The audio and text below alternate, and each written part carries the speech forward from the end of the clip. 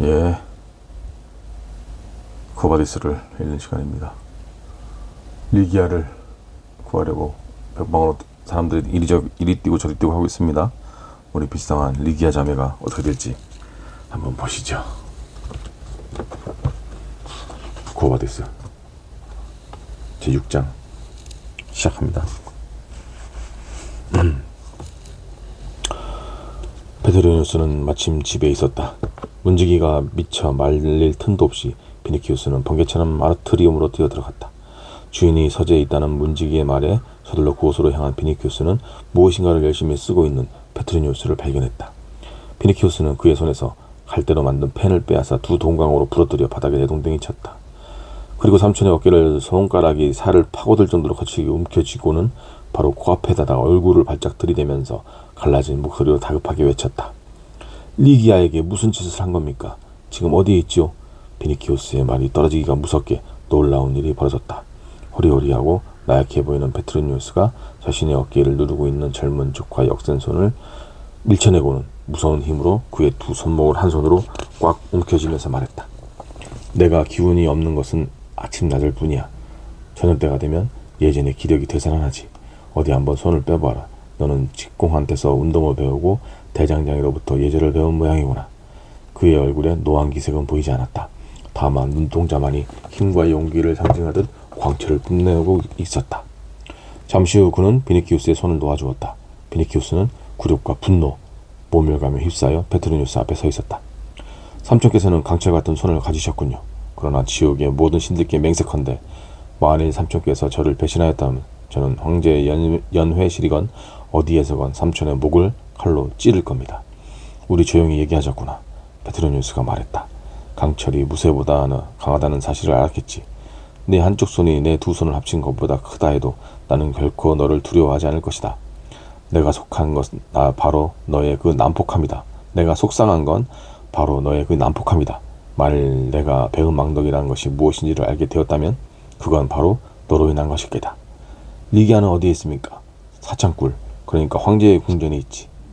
페트로니우스 삼촌, 자, 마음을 가라앉히고 좀 앉으려무나. 나는 황제에게 두 가지를 청했단다. 하나는 리기아를 아울로스의 집에서 빼내오는 것, 또 하나는 그녀를 내게 넘겨주는 것이야.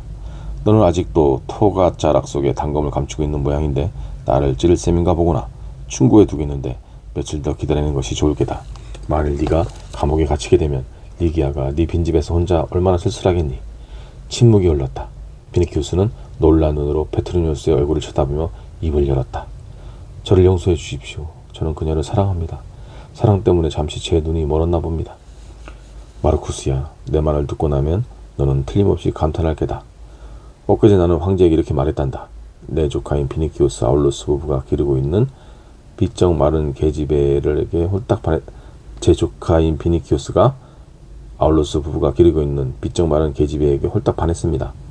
그 녀석이 짓는 한숨 때문에 그의 집에서는 마치 목욕물이 끓듯이 김이 피오르고 있습니다. 폐하와 저는 참다운 아름다움이 어떤 것인지 잘 알고 있는 사람들입니다. 그럼 계집에게는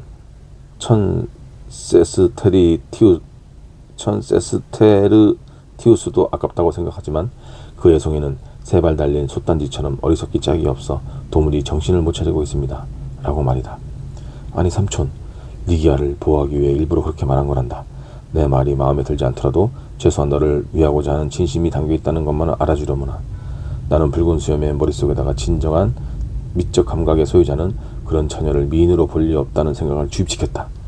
내로는 지금까지 내 눈을 통해서만 사물을 보았을 뿐 자신의 독자적인 관점으로 판단을 할 용기를 낸 적이 없는 인간이므로 앞으로도 리기아를 절대 미인이라고 생각하지 않을 거야. 아름답다고 생각하지 않으면 욕심도 내지 않겠지.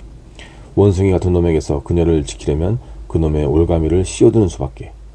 오히려 리기아의 진가를 알아볼 줄 아는 안목을 지닌 사람은 네로가 아니라 포페아일 것이다. 당연히 포페아는 리기아를 어떻게든 빨리 궁전에서 내쫓으려 하겠지. 그래서 나는 붉은 수염에게 넌지시 일러 두었단다. 리기아를 데려와 비니키우스에게 주십시오. 그 계집애는 인질이므로 폐하께서는 얼마든지 권리를 행하실 수 있으십니다. 또한 그렇게 하시면 아울루스에게 고통을 주는 일도 됩니다. 그러자 황제가 흔쾌히 승낙하더구나. 반대할 이유가 없지. 게다가 자기에게 호락호락 복종하지 않던 자를 괴롭힐 수 있는 절호의 기회를 얻게 되었으니 말이야. 이제 너는 리기족의 보배를 손에 넣고 정식으로 그녀의 관리인이 될 것이다. 너는 용감한 리기족의 동맹자로서 또한 황제의 충성스러운 신복으로서 그 보배를 함부로 다루지 말고 가치를 드높일 수 있도록 최선을 다해야 할 것이다. 황제는 관례적으로 그녀를 며칠간 황궁에 두었다가 곧 네 집으로 보낼 거야. 비니키우스, 너는 행운하다. 정말입니까? 그런데 그녀를 황제의 궁전에 두어도 위험하지 않을까요? 만일 그녀가 황궁에 아주 상주하게 된다면 포페아가 그녀를 제거하기 위해 루쿠스타 음모를 꾸미겠지만 그저 며칠 동안이라면 아무 염려 없단다. 궁전에는 10,000명 가까운 사람들이 살고 있으니 네로가 리기아를 만날 기회는 거의 없을 게다. 게다가 리기아의 일에 관해서라면 모든 걸 다 내게 이름했으니 무슨 걱정이겠니? 조금 전에도 백인대장이 다녀갔는데 리기아를 궁전으로 데려가 악테의 손에 맡겼다는구나. 악테는 착한 여자야. 그래서 내가 리기아를 악테에게 맡기라고 했지. 폼포니아 그레키나도 악테에게 편지를 보냈다니까 분명히 나와 같은 생각일 게다. 내일 궁전에서 네로가 베푸는 향연이 열리는데 리기아 옆에 네 자리를 마련해 두라고 특별히 지시해 놓았지. 삼촌, 제 무례함을 부디 용서해 주십시오. 저는 삼촌께서 그녀를 차지하시든지 아니면 황제에게 바치기 위해 데려간 줄로 알았습니다. 비니키우스가 말했다. 네 성급함을 용서해 주마. 하지만 아까처럼 비천한 고동이나 상스러운 고함소리, 길거리에서 모라놀이나 하는 패거리들과 같은 거친 말투는 그냥 넘어갈 수가 없구나. 마르쿠스야, 나는 그런 행실을 좋아하지 않으니 앞으로는 조심하도록 해라. 황제의 앞잡이 노릇을 하는 밀고자 하는 내가 아니라 티겔리누스란 말이다. 만일 내가 리기아를 탐냈다라면 네 눈을 똑바로 쳐다보며 이렇게 말했을 거야. 비니키우스, 리기아는 내가 데려가 실직 날 때까지 곁에 두어야겠다라고. 페트리뉴스는 이렇게 말하며 어두운 젓갈색 눈동자에 냉정하고 도도한 기색을 담아 비니키우스를 응시했다. 젊은이는 당황해서 쩔쩔맸다. 제 잘못입니다. 삼촌은 자유롭고 고결한 분이십니다. 진심으로 감사드립니다. 다만 딱 한 가지만 더 질문을 드릴 테니 용서해 주십시오. 삼촌께서는 리기아를 왜 곧장 제 집으로 보내주시지 않았습니까? 왜냐하면 황제가 거칠이를 중시하기 때문이지. 인지를 잡아왔다는 소문은 온 로마에 퍼질 거야. 리기안을 불모로 붙잡혀온 것이니 소문이 가라앉힐 때까지 황제의 궁전에 잡아두었다가 슬그머니 네 집으로 보내면 반사가 순조롭게 되는 거지. 붉은 수염은 겁 많은 강아지야. 자신의 권력이 무한한데도 불구하고 모든 행동에 명분을 만들고 합법적으로 보이게 하고 싶어하지. 자, 이제 철학적인 사세가 갈 수 있을 만큼 마음이 진정되었느냐? 나는 이런 생각을 수없이 해봤다. 왜, 무엇 때문에 모든 범죄자들은 자신의 죄를 법률이나 정의, 덕의 이름으로 포장하고 미화시키려 하는가? 심지어 황제의 경우처럼 막강한 권력을 지녔고 또 무슨 짓을 해도 절대 처벌받지 않을 유력한 위치에 있는 사람들조차 구실을 만들어내기 위해 연연하는 것을 왜일까? 도대체 그런 절차가 무슨 소용이란 말인가? 자기의 어머니나 아내를 죽이는 것은 아시아의 어느 미개한 나라에서나 하는 짓이지. 대로마 제국의 황제가 할 짓은 아니라고 생각한다. 만일 내가 그런 일을 저질렀다면 나는 원로원의 변명에 시서신 따위는 보내지 않았을 것이다. 하지만 네로는 즉시 편지를 보냈다. 그가 체면치레의 안간힘을 쓰는 겁쟁이이기 때문이야. 티베리우스 황제의 경우에는 겁쟁이는 아니었는데도 자기가 저지른 모든 잘못에 대해 일일이 변명을 했지. 왜 그랬을까? 어째서 악은 덕을 향해 무의식적으로 경의를 표하는 걸까? 들어보렴. 그 이유는 간단하단다.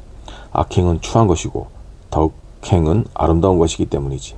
그러므로 진정한 탐미주의자는 동시에 진정한 도덕주의자라는 결론이 성립되는 것이며 고로 나는 덕망 높은 인자가 되는 셈이지. 오늘이야말로 지하의 프로타르코스, 프로디쿠스, 고르기아스의 명령들에게 포도주라도 따라줘야 할까 보다. 소피스트들의 궤변도 제법 쓸모가 있으니 말이다.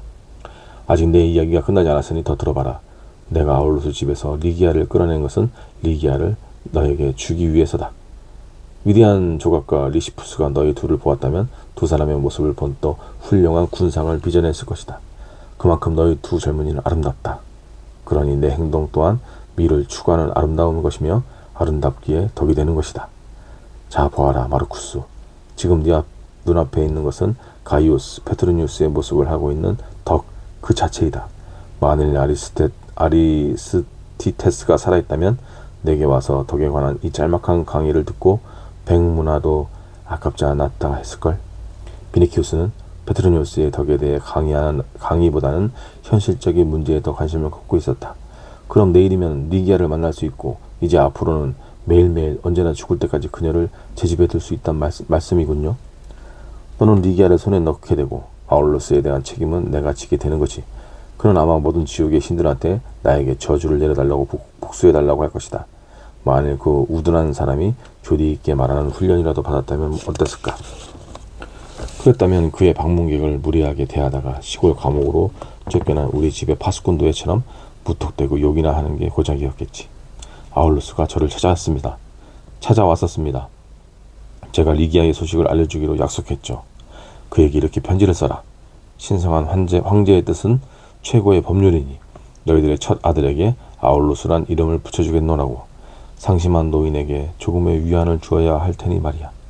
나는 붉은 수염에게 청하여 그를 내일 연회에 초대해 볼까 한다. 너와 리기아가 나란히 트리클리니움에 누워있는 모습을 그 노인에게 보여주면 좋을 텐데. 그러지 마십시오. 비니키우스가 말했다. 장군 네 분께 특히 폼포니아에게 너무 가혹한 처사입니다. 그리하여 비니키우스는 의자에 앉아 편지를 썼다. 그 편지로 인해 노장군의 마지막 희망은 완전히 사라지고 말았다. 샬롬.